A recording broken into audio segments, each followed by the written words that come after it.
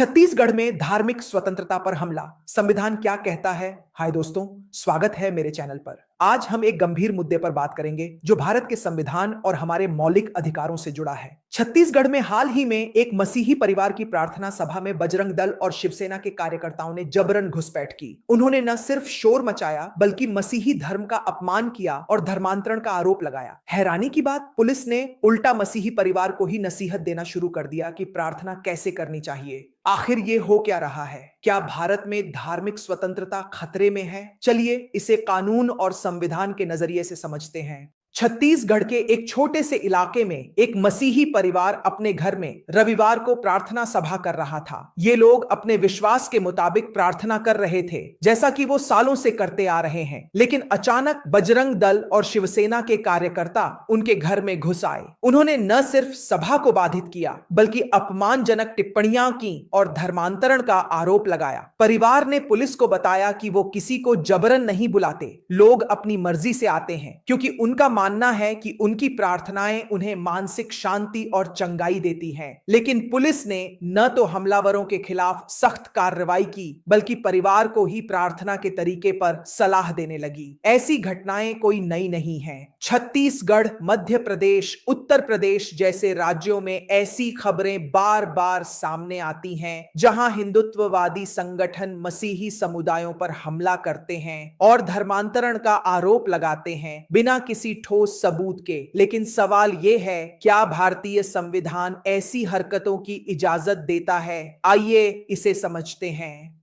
भारतीय संविधान का अनुच्छेद 25 हर नागरिक को धार्मिक स्वतंत्रता का अधिकार देता है। इसमें साफ लिखा है कि हर व्यक्ति को अपने धर्म को मानने, उसका पालन करने और उसका प्रचार करने का अधिकार है। इसका मतलब है कि मसीही परिवार अपने घर में प्रार्थना सभा आयोजित कर सकता है और अगर कोई अपनी मर्जी से उसमें शामिल होता है तो ये पूरी तरह कानूनी है। कोई भी संगठन या व्यक्ति इसमें जबरन हस्तक्षेप नहीं कर सकता। लेकिन यहां एक और जरूरी बात है। अनुच्छेद 25 में यह भी कहा गया है कि यह स्वतंत्रता सार्वजनिक व्यवस्था, नैतिकता और स्वास्थ्य के अधीन है। इसका मतलब यह नहीं कि कोई भीड़ किसी के घर में घुसकर हंगामा कर सकती है। इसके उलट ऐसी गुंडागर्दी सार्वजनिक व्यवस्था को भंग करती है और यह भारतीय दंड संहिता आईपीसी की धारा 155 ए और 295 ए के तहत अपराध है, जो धार्मिक भावनाओं को ठेस पहुंचाने और सांप्रदायिक नफरत फैलाने के खिलाफ कार्रवाई की बात कहता है।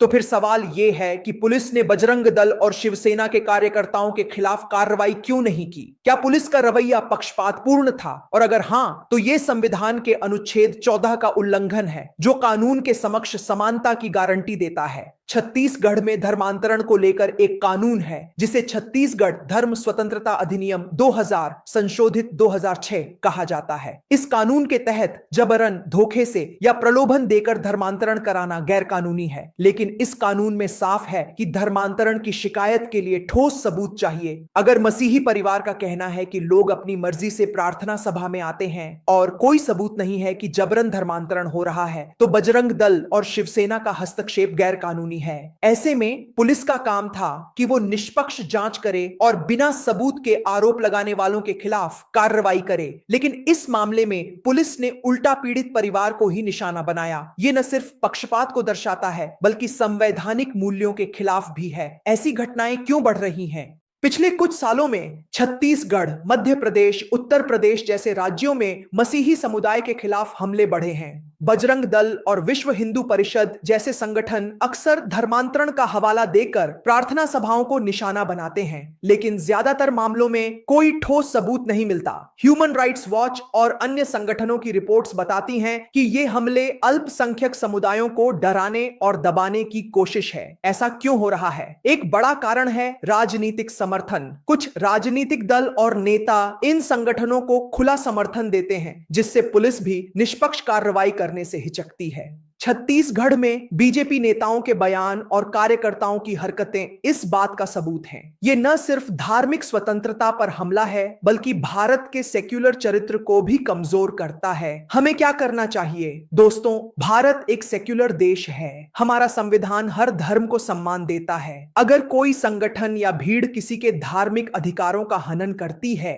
तो ये सिर्फ उस समुदाय के खिलाफ नहीं, बल्कि पूरे देश के संविधान के खिलाफ अपराध है। हमें चाहिए कि 1. जागरूकता फैलाए। सोशल मीडिया और अन्य मंचों पर ऐसी घटनाओं को उजागर करें, तथ्यों के साथ सच सामने लाएं। 2. कानूनी कार्रवाई की मांग करें। पुलिस और प्रशासन से मांग करें कि वो निष्पक्ष जांच करें और दोषियों के खिलाफ सख्त कार्रवाई करें। 3. संवैधानिक अधिकारों का समर्थन करें। हर नागरिक को अपने धर्म को मानने का हक है। हमें हर धर्म के लोगों के साथ एकजुटता दिखानी होगी। छत्तीसगढ़ की इस घटना ने एक बार फिर हमें सोचने पर मजबूर किया है कि क्या हम वाकई में एक सेक्युलर देश में रह रहे हैं। जब पुलिस और प्रशासन पक्षपात करता है, तो यह हमारे लोकतंत्र की नींव को कमजोर करता है। आइए हम सब मिलकर अपने संविधान की रक्षा करें और एक ऐसे भारत का निर्माण करें जहां हर व्यक्ति बिना डर के अपने धर्म को मान सके। अगर आपको यह वीडियो पसंद आया तो इसे लाइक, शेयर और सब्सक्राइब करें। अपने विचार कमेंट में जरूर बताएं। मिलते हैं अगले वीडियो में। धन्यवाद।